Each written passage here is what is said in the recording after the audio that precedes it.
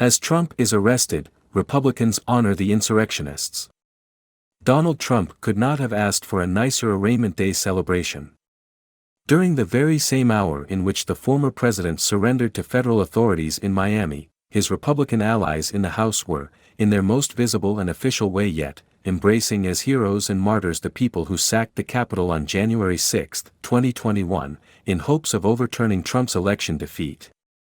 In the Capitol complex, Representative Matt Gaetz, Republican Florida, with sidekick Representative Marjorie Taylor Greene, Republican Georgia, and 4 other far-right lawmakers, held a hearing that honored participants in the riot, family members of January 6 rioters and organizers of the attempted overthrow of the 2020 vote. Technically, Gaetz couldn't call such a hearing, because he isn't a committee chairman. But House Speaker Kevin McCarthy, who is trying to win back the support of extremists such as Gaetz, let it happen anyway. Gaetz did his all to make the proceedings look official. There were congressional seals on his nameplate and on the big screen behind him. A meeting room in the Capitol Visitor Center was arranged to appear like a committee room, with lawmakers facing the witnesses. Gaetz advertised the field hearing as part of how the 118th Congress is investigating the weaponization of the federal government. He impersonated a chairman. "You are recognized, thank you for your testimony, I'll recognize myself, for questions, her time has expired," and the others played along, "Thank you for the opportunity to testify, I yield back." Gaetz said testimony could be used for the official record of the House or for work in the Judiciary Committee, upon which I serve, or the Oversight Committee. C-SPAN carried the proceedings live. The invited witnesses: the wife of Ronald McAbee, who is awaiting trial for allegedly attacking a police officer and dragging him into the mob while wearing a black vest that said "Sheriff."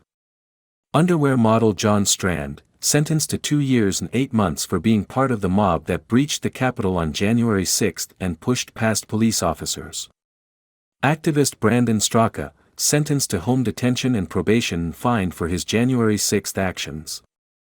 The aunt of Matthew Perna committed suicide while awaiting sentencing for his role in breaching the Capitol. Ed Martin, an organizer of the Stop the Steal effort leading up to January 6. And Jeffrey Clark, the Trump Justice Department official who tried to get states to toss the election results.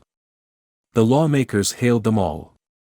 "To all of you, my condolences," said Representative Paul Gosar, Republican Arizona, who added tenderly that, "You know how I feel about Ashley Babbitt, the woman police shot as she breached the last line of defense protecting lawmakers in the House chamber. This is heartbreaking," added Representative Ralph Norman, Republican South Carolina, "the way you all have been treated." Green added, "My deepest sympathy for each of you and all the pain and suffering that you've all had to go through because of this government." She told them that they were the victims of sick, evil people and that she and other lawmakers had a constitutional duty to object to Joe Biden's fraudulent electoral college votes because we all believed that the election had been stolen. Gaetz opened the hearing with a video suggesting FBI culpability in the January 6 attack. He claimed he became aware of evidence that the Justice Department had evidence of fraud in the election, but Trump Attorney General Bill Barr was suppressing evidence. Gosar blamed the attack on people undercover, whether it be Antifa, FBI, whatever. Norman suggested that the FBI was framing people who weren't involved in the attack. Representative Troy Nehls, Republican Texas, offered his view that people in charge in the Capitol, Democrats, presumably, hid the intelligence showing that an attack was coming. "It's like they wanted this to happen." Nehls added that, "I believe Ashley Babbitt was murdered that day," and he said he hopes Trump will return to power and send the officer who shot her before a grand jury. From the witness table came howls of wrongful conviction and fascism. From the dais came a cry of tyranny. From both came attacks on judges, juries and prosecutors. Audience members were wearing T-shirts saying rioters had been murdered by Capitol Police. In the hallway, keeping the peace, were 2 Capitol Police officers, guarding the people accusing them of murder. Straka, who on January 6 yelled, "Go, go, go" to the mob as they tried to breach the Capitol and take it when rioters grabbed a shield from a police officer, testified to Gates's panel that we, the defendants of January 6, need to be able to have some sort of voice. And now they have that voice, the feckless House Republican leaders who let this week's abomination occur.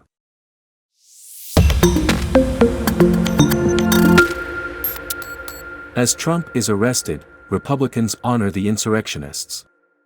Donald Trump could not have asked for a nicer arraignment-day celebration. During the very same hour in which the former president surrendered to federal authorities in Miami, his Republican allies in the House were, in their most visible and official way yet, embracing as heroes and martyrs the people who sacked the Capitol on January 6, 2021, in hopes of overturning Trump's election defeat. Better government tech starts with people. New Jersey shows how.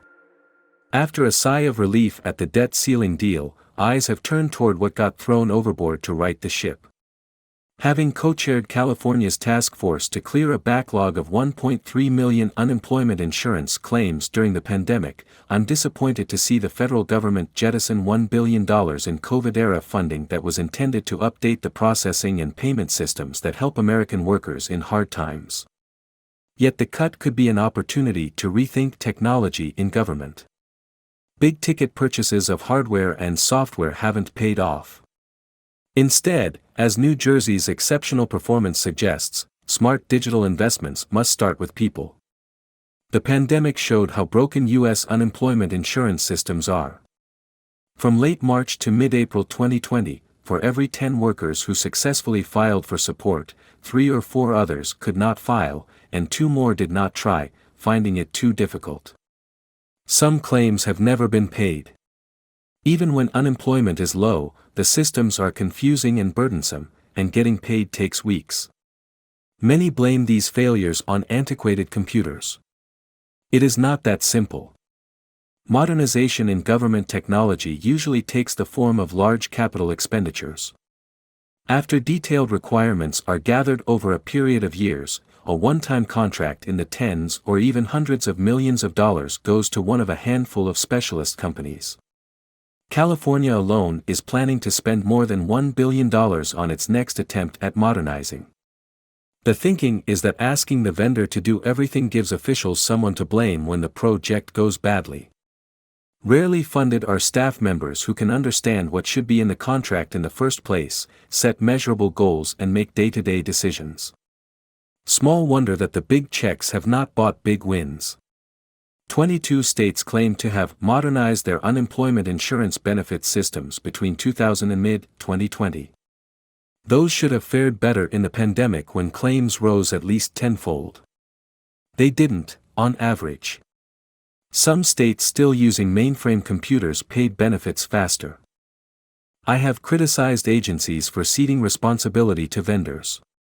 But they are frequently too short-staffed, and staffed with the wrong competencies, to do much else. Project proposals can run thousands of pages and take years to put together. The effort and expertise needed to manage such complex contracting